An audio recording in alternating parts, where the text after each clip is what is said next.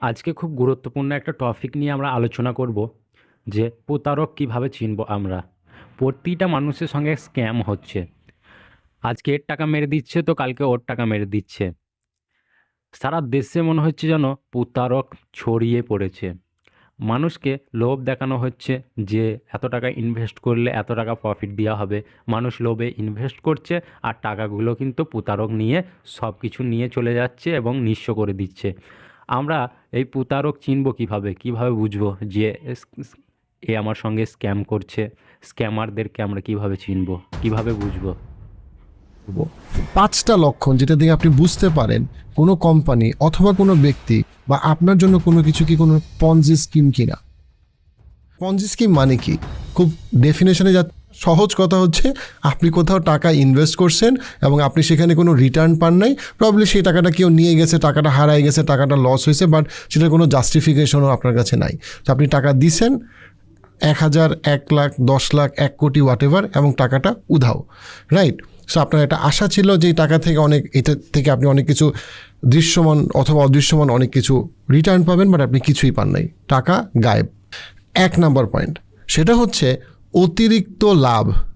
যখনই কেউ একজন আপনাকে অতিরিক্ত লাভের কথা বলতেছে যে তুমি 1 লাখ টাকা দাও সেটা 2 লাখ টাকা হয়ে যাবে, তুমি একটা মোটর সাইকেলের টাকা দাও আমি তোমাকে আরেকটা মোটর সাইকেলের ফ্রি দিয়ে দিব, তুমি 2টা মোটর সাইকেল কিনলে 3 নম্বর মোটর সাইকেল ফ্রি, তুমি একটা অ্যাপেলের ল্যাপটপ কিনো আরেকটা অ্যাপেলের ল্যাপটপ ফ্রি, অথবা তুমি সিম্পলি নিজে অল্প কিছু টাকা দাও আরও 10 জন মানুষকে নিয়ে যেতে হলে তোমার এত তাড়াতাড়ি এত লাভ হবে। যখনই আপনি এই ধরনের অতিরিক্ত লাভের কথা শুনবেন, সাথে সাথে আপনার এটাকে সন্দেহ হইতে হবে, সাথে সাথে আপনাকে সন্দেহ হইতে হবে যে অতিরিক্ত লাভ কিভাবে দিচ্ছে। আর যদি সে অতিরিক্ত লাভ হয় তাহলে বাংলাদেশের গভর্নমেন্ট অথবা সবচেয়ে বড় বড় যে কোম্পানিগুলো বাংলাদেশে আছে সেই কোম্পানিরা কেন ইনভেস্ট করে না? যদি এত বেশি লাভ করে এত সহজ হয় তাহলে বাংলাদেশের সবচেয়ে বড় বড় যারা কোম্পানি তারা কেন এই ছোট কোম্পানিটাতে ইনভেস্ট করে না?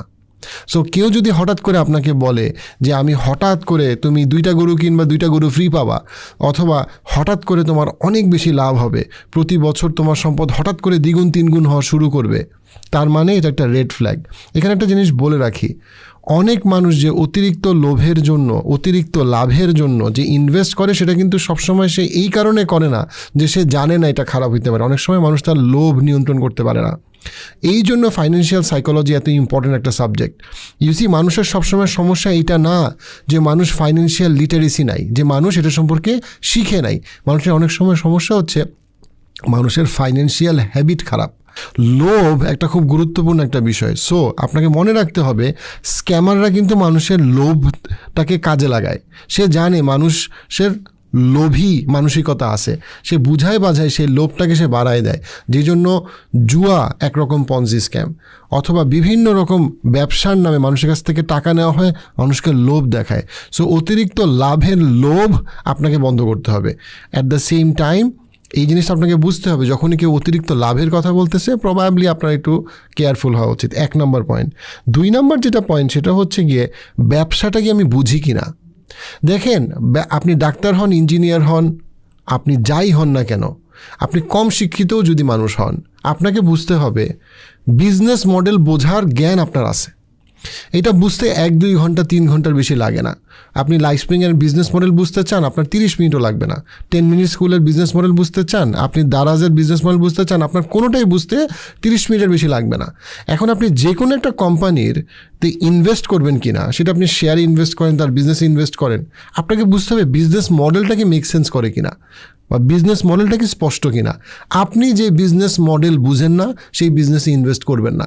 অনেক সময় অনেকে আমাকে জিজ্ঞেস করছে, ভাই আমি কি বিটকয়েনে ইনভেস্ট করবো? আমি বলছি বিটকয়েন আমি বুঝি না, বিটকয়েনে আমি ইনভেস্ট করবো না।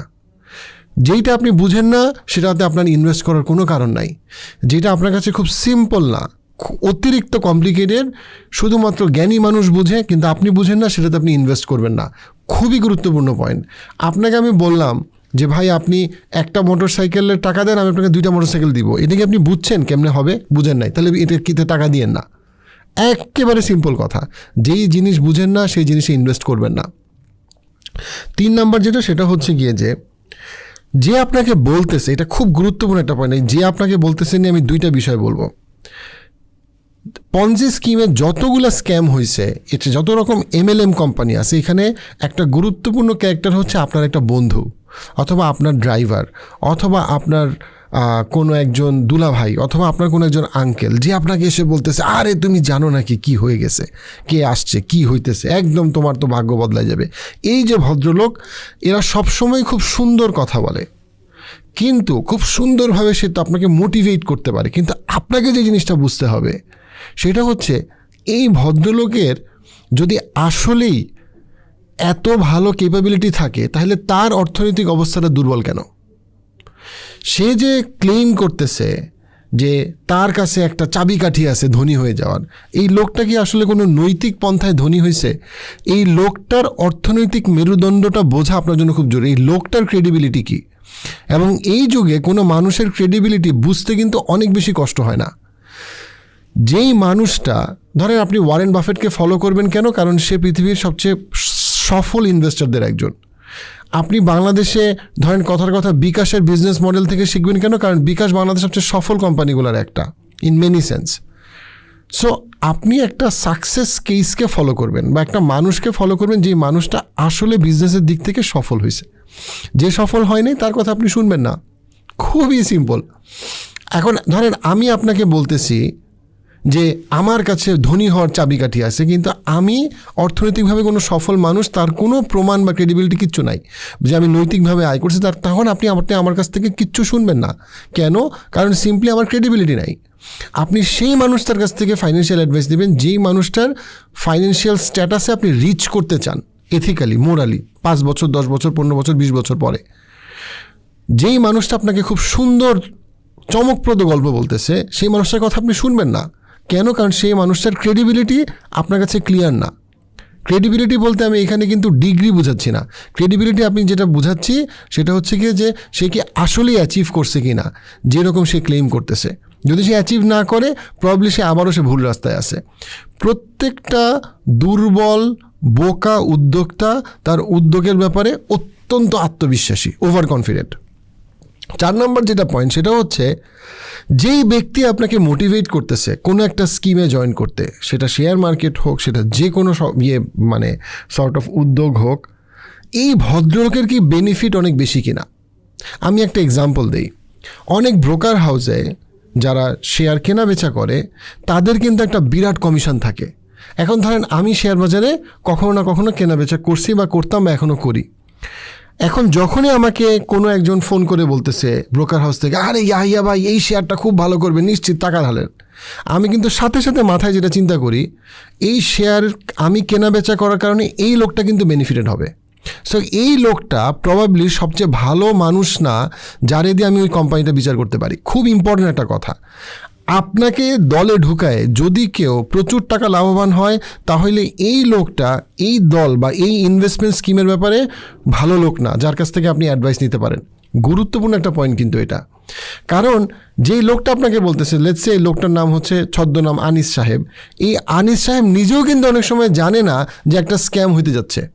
আমি এরকম অনেক লোককে দেখছি, ইভেন MTF-এর ক্ষেত্রে আমি বলতে পারি, অনেক লোক কিন্তু নিজেও জানতো না যে এটা আসলে একটা স্ক্যাম, কিন্তু তারে বলা হয়েছে তুমি আরও 5টা লোক আনো, তোমার অনেক লাভ হবে, এই জন্য সে আনছে। সে নিজেও নিশ্চিত ছিল না যে MTF একটা স্ক্যাম।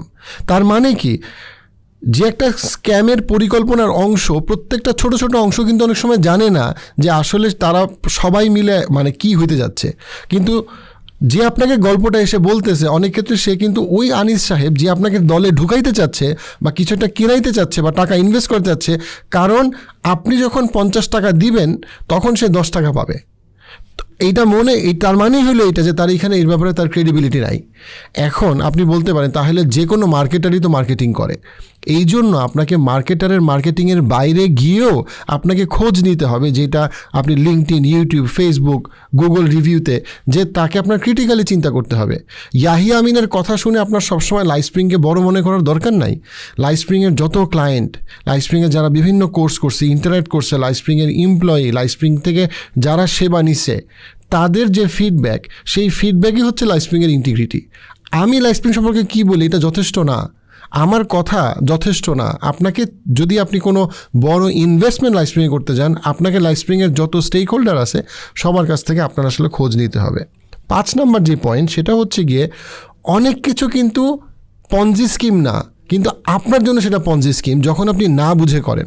একটা এক্সাম্পল দিই, আপনি না বুঝে MBA করলেন, MBAর পিছনে আপনি 5 লাখ টাকা খরচ করলেন, MBA করার পরে আপনার কোনো লাভ হলো না, 2 বছর সময় গেল। MBA কিন্তু আপনার জন্য একটা পঞ্জি স্কিম। MBA তার জন্যই একটা মিনিংফুল ইনভেস্টমেন্ট যে ওই 5 লাখ টাকা ইনভেস্ট করার পরে একটা অর্থবহ নেটওয়ার্ক করতে পারছে, 10 বছর একটা ভালো নেটওয়ার্ক তৈরি করতে পারছে, একটা ভালো চাকরি তৈরি করতে পারছে, আর এই যে নেটওয়ার্ক তার এই জ্ঞান কাজে লাগে সে আগাইতে পারছে। মাস্টার্স প্রোগ্রাম আপনার জন্য একটা পঞ্জি স্কিম হইতে পারে যদি আপনি না জানেন যে ওই মাস্টার্স প্রোগ্রাম করে আপনার আসলে লাভটা কী। সো এখন আমি কিন্তু বলতেছি না ইউনিভার্সিটিগুলো সব পঞ্জি স্কিম, আমি এটা বলতেছি আপনি যদি না জেনে ইনভেস্ট করেন আপনি দেউলিয়া হয়ে যাবেন। যদিও ইউনিভার্সিটি, ওই একই ইউনিভার্সিটিতে আপনার বন্ধু আহসান হাবিব, সে হয়তোবা মাস্টার্স প্রোগ্রামটা এমন একটা মাস্টার্স প্রোগ্রাম করছে যেটা করে সে জানতো এক্স্যাক্টলি তার লাইফে কী লাভ হবে এবং সেই প্রোগ্রেসটাকে সে এনজয় করতেছে। আপনি শেয়ার মার্কেটে ইনভেস্ট করছেন, শেয়ার মার্কেট পুরোটা পঞ্জি স্কিম না, কিন্তু আপনি না জেনে না বুঝে ইনভেস্ট করছেন, বোকার মতো কোনো একটা কিছু কিনছেন, তারপরে আপনার টাকা হারায় গেছে। এখন আপনি বলতেছেন পুরো শেয়ার মার্কেট একটা পঞ্জি স্কিম, বিকজ আপনার জন্য এটা আসলে একটা পঞ্জি স্কিম। সো এই 5টা জিনিস যদি আমরা মনে রাখি, 5টা লক্ষণ, যে আমি কি কোনো পঞ্জি স্কিমে ইনভেস্ট করতেছি কিনা, বা এই যে ইনভেস্টমেন্টটা এটা কি আমার জন্য একটা পঞ্জি স্কিমের মতো কোনো কিছু হয়ে যাবে কি না, that is extremely important. So আমরা যদি এটাকে মাথায় রাখি, দেন আমরা ফাইন্যান্সিয়ালি আরও অর্থবহভাবে আমরা অর্থনৈতিকভাবে সফল হতে পারবো। ওয়ারেন বাফেটের একটা চমৎকার কথা আছে, একজন জিজ্ঞেস করছে সবাই কেন আপনার মতো বড়লোক হইতে পারে না। উনি বলছেন কারণ সবাই খুব তাড়াহুড়া করে বড়লোক হইতে চায়, কেউ আস্তে আস্তে বড়লোক হইতে চায় না। জীবনে বড়লোক হওয়ার দিনের শেষে বা আর্থিকভাবে সচ্ছল হওয়ার চিন্তাটা হচ্ছে আপনি টাকা জমাবেন, ওই জমানো টাকাটাকে আপনি কোনো ভালো স্কিমে ইনভেস্ট করবেন, সেই রিটার্ন কম্পাউন্ড হবে এবং সেইভাবে আপনি আস্তে আস্তে আপনার সেটা সেটা জমি হোক, সেটা অ্যাপার্টমেন্ট হোক, সেটা শেয়ার মার্কেট হোক, আপনি এইভাবে গ্রো করবেন, বা আপনার বিজনেসে ইনভেস্ট করা হোক, সেটার মাধ্যমে আপনি গ্রো করবেন। এবং ডেফিনেটলি আপনার জন্য, যে কোনো মানুষের জন্য, তার প্রথম এবং সবচেয়ে মৌলিক গুরুত্বপূর্ণ ইনভেস্টমেন্ট হচ্ছে তার নিজের জ্ঞানের উপরে ইনভেস্ট করা, সো দ্যাট সে যেই ইনভেস্টমেন্ট বা যেই মানি ম্যানেজমেন্টে সে যাচ্ছে তার জন্য সে প্রিপেয়ার্ড।